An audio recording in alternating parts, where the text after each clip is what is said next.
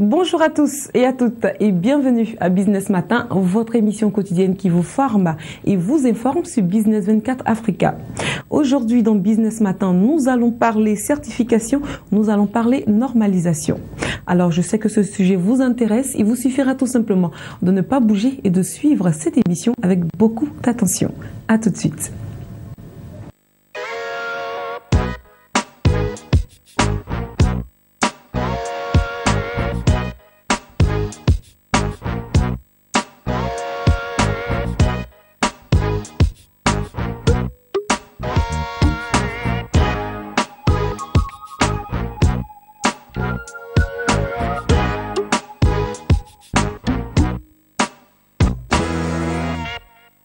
Aujourd'hui, Business Matin reçoit Vivien Beda qui est là pour nous parler justement de normalisation et de la certification. Bonjour Monsieur Beda. Bonjour Noélie. Alors, bienvenue sur le plateau de Business Matin. Merci. Vous allez vous présenter aux téléspectateurs qui nous suivent maintenant. Alors, je suis Vivien Beda, ingénieur généraliste du génie industriel de l'INPHP de Yamoussoukro et j'interviens sur des projets internationaux industriel en France et je suis également directeur général de Quality Management Services qui est une structure basée en Côte d'Ivoire et qui a pour objet la sensibilisation sur les thématiques de la qualité, de la promotion, de la bonne gouvernance, de la responsabilité sociale des entreprises et qui met en place un magazine panafricain effectivement qui mène cette activité. D'accord, merci beaucoup pour cette présentation, je dirais un peu conséquente. Ouais, alors vous allez déjà nous expliquer un peu avec votre permission, déjà ce que c'est que la normalisation. Est-ce que vous pouvez nous en dire un peu plus? Alors la normalisation consiste à produire des standards, des référentiels, des méthodologies de travail qui sont applicables à tout type de produits, à tout type d'activité, ainsi qu'à tout type de service. L'objectif recherché, c'est la résolution des problèmes d'ordre technique, économique, social, culturel, environnemental, politique, etc. D'accord. Avant donc d'aborder l'importance de la certification pour les organisations, on va revenir un peu aux différents types de certification. Alors, il faut noter qu'il existe effectivement divers types de certification, notamment la certification de personnes qui consiste à attester qu'une personne a une compétence, a un savoir-faire, un savoir-être dans un domaine bien précis. Nous avons notamment des certifications d'auditeurs certifiés ISO et d'auditeurs d'experts comptables, voilà, etc. Nous avons également une certification liée même à l'organisation de l'entreprise, donc une certification d'un système de management qui atteste que ce système est conforme à un référentiel. Nous avons également une certification liée à un produit, à un service et qui atteste que ce produit répond à des exigences réglementaires, légales. Alors déjà, pour tous nos téléspectateurs qui nous suivent, vous allez nous donner quelques avantages, s'il vous plaît, de la normalisation et de la certification. Alors, il faut noter que la normalisation et la certification sont intimement liées. Ce sont des activités qui permettent de mettre en place des outils permettant à une entreprise d'optimiser sa performance économique. Voilà, aujourd'hui, par le biais de normes, des entreprises arrivent à réduire les coûts de non-qualité, des pertes financières que des entreprises pourraient donc engendrer suite au non-respect d'une méthodologie de travail, de procédures, d'instructions de travail, etc. Il faut noter également que le fait de respecter la norme, par exemple ISO 14001, qui est dédiée au système de management environnemental, des entreprises arrivent à mieux gérer les déchets, à mieux gérer tout ce qui est pollution de l'air et du sol et de l'eau, etc., au sein même de ces activités. Au niveau social, il faut noter que la norme permet à des entreprises de créer des emplois. Par exemple, une entreprise minière qui intervient sur un chantier dans un village permettra donc de créer des emplois. Donc, avantage social, permettra également de façon générale de créer des écoles, mettre en place des marchés, construire des habitations, d'où l'importance de la normalisation, de la certification d'un point de vue économique, social, environnemental, etc. Alors, il n'y a que la certification qui coûte cher et prend souvent beaucoup de temps. N'est-ce pas là un facteur décourageant pour les organisations, selon vous?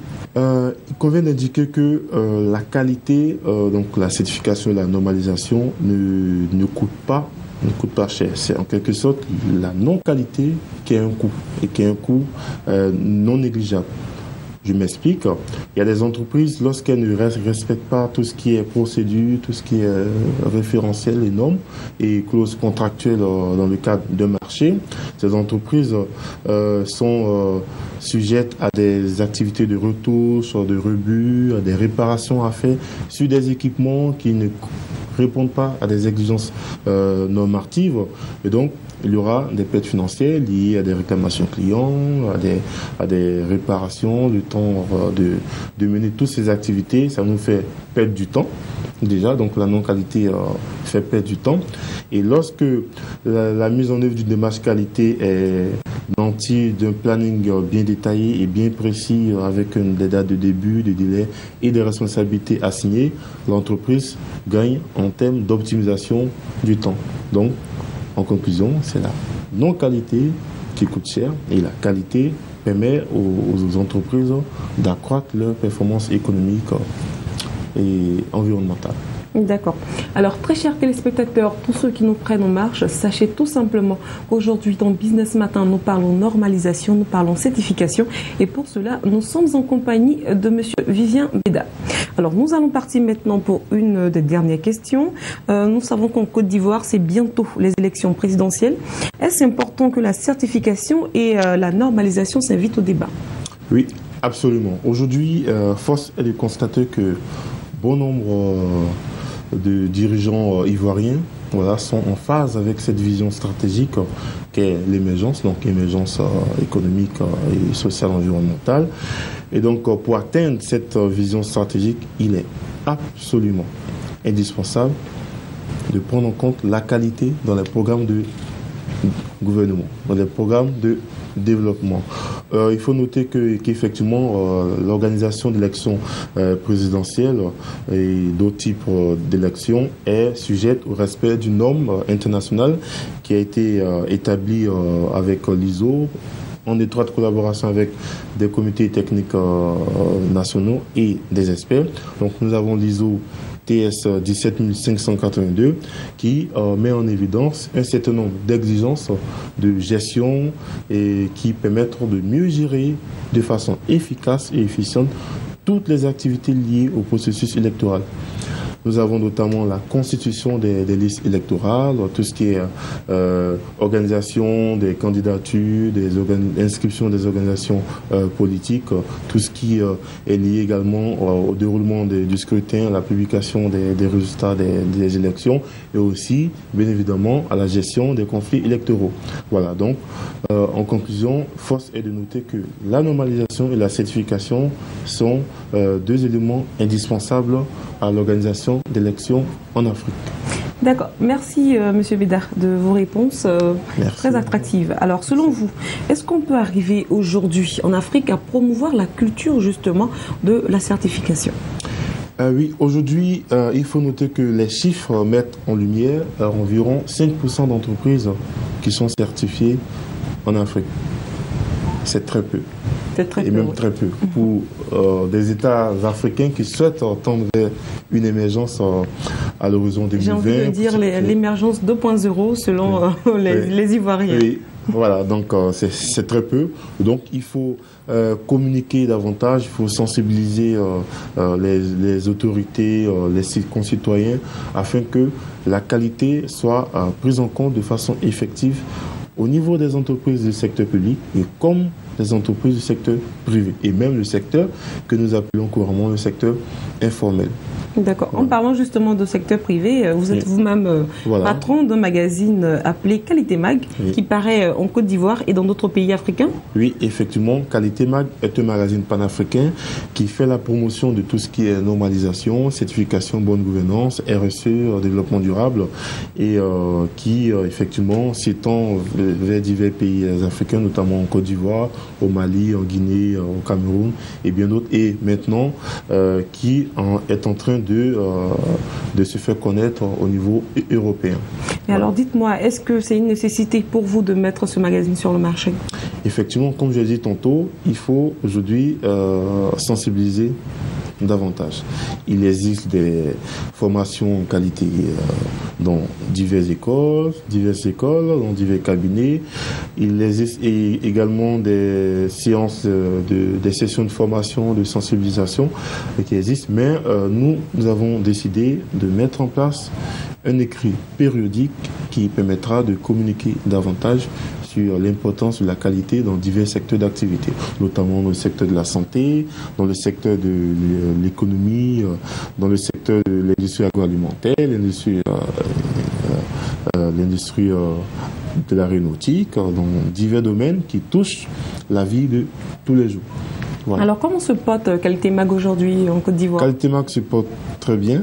Voilà, aujourd'hui, Qualité Mag suit son bonhomme de chemin et se fait connaître de façon progressive. Hein. Voilà, nous sommes au début et nous avons encore du chemin à parcourir. Mais il convient d'indiquer que Qualité Mag fait son bonhomme de chemin et il est beaucoup apprécié par les différents lecteurs et auditeurs. Voilà. Alors, on vous souhaite donc bon vent. Merci. Et avant de nous quitter, avez-vous donc un mot pour tous nos téléspectateurs justement qui nous suivent en ce moment et maintenant?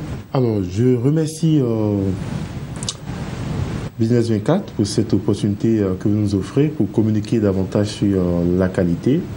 Voilà, aujourd'hui, comme je l'ai dit tantôt, l'émergence de notre pays, effectivement, en 2020, reste une vision très ambitieuse. Et pour l'atteindre, il est effectivement et absolument indispensable que nous puissions mettre en place des démarches qualité dans les entreprises du secteur public comme du secteur privé afin effectivement de tendre vers cette émergence à l'horizon 2020. Voilà, c'est tout ce que j'ai à vous dire. La qualité doit être dans nos mœurs. Merci. Et la qualité à Business 24 Africa et surtout à Business Matin. J'ai envie de dire. Alors, merci beaucoup, Monsieur Vivien Mbeda, de votre présence sur notre plateau. Avec vous, nous avons parlé justement de certification, de normalisation. Celui qui vient juste après vous viendra également certifier tout ce qui est informatique, tout ce qui est NTIC. Il s'agit tout simplement de notre professeur informatique, notre community manager, qui n'est personne d'autre que Sylvestre Apéry. À tout de suite pour InfoTIC.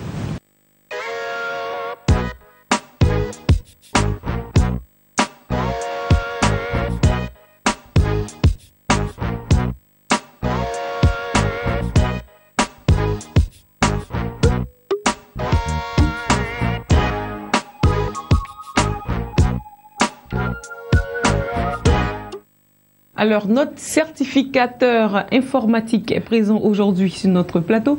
Il s'agit bien évidemment du seul, de l'unique, de Sylvestre Apéry. Bonjour Sylvestre. Bonjour Dolly, bonjour à nos téléspectateurs, toujours fidèles à, je vais dire, Business Matin, InfoTIC.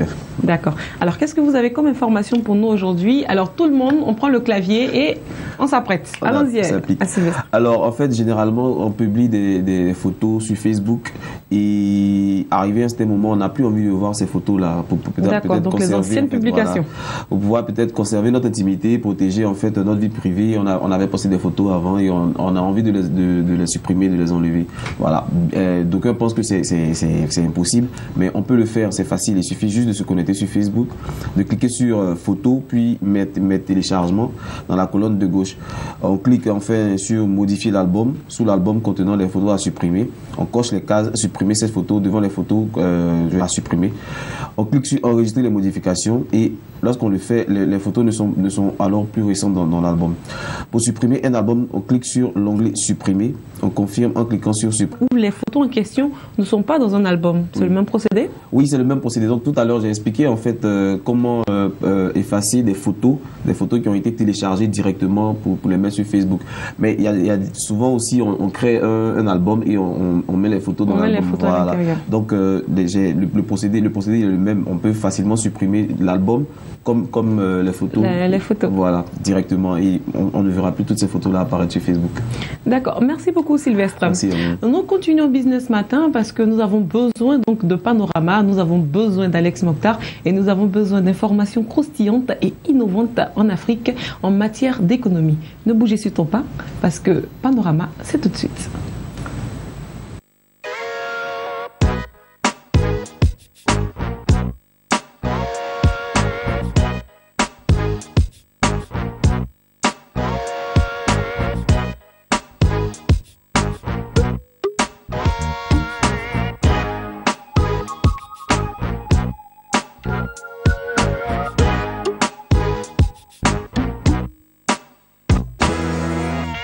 Nous sommes en compagnie aujourd'hui dans Panorama et comme de coutume avec Alex Mokhtar, notre chroniqueur préféré, j'ai envie de dire. Bonjour Alex. Bonjour à vous Noélie, c'est toujours un plaisir d'être en votre compagnie, en compagnie donc des fidèles téléspectateurs et téléspectatrices, je dirais donc de Business Matin. Qui vous retrouvent dans la rue facilement, qui vous reconnaissent. Ben oui, on va en profiter du reste pour faire un coucou assez particulier donc à deux jeunes dames qu'on a eu l'amabilité de rencontrer et qui nous ont dit adorer ce programme-là. Alors, Gertrude et Anna, voilà, c'est d'elles qu'il s'agit. Alors, si vous regardez ce programme aujourd'hui, il est tout pour vous et on vous passe le bonjour. Voilà. Donc, en passant donc le bonjour à Gertrude et à Anna, nous allons maintenant penser à tous nos téléspectateurs. Alors, qu'est-ce que vous avez pour nous comme information aujourd'hui dans Panorama? Alors, on va parler aujourd'hui de la diaspora étrangère et la diaspora étrangère d'un pays en particulier, du Kenya. D'accord. Alors, donc, il faut savoir qu'est-ce qu'ils ont de particulier aujourd'hui? Alors, les Kenyans de l'étranger donc ont réussi à transférer près de 754 millions de dollars au cours du premier semestre 2015, c'est-à-dire de janvier à juin 2015 tout simplement. Transféré voilà. Pour des activités, pour la famille. À la famille et tout cela. Alors qu'on fait le cumul de l'argent transféré vers le pays, ça revient à près de 754 millions de dollars éventuellement. Donc comme je vous le dis, le volume d'argent transféré dans leur pays donc par les Kenyans vivant à l'étranger a atteint donc les 754 millions de dollars au cours du premier semestre 2015. C'est du moins ce que l'on vient d'apprendre ou de lire, on dira donc dans un récent rapport publié donc par la Banque centrale kenyane, tout simplement.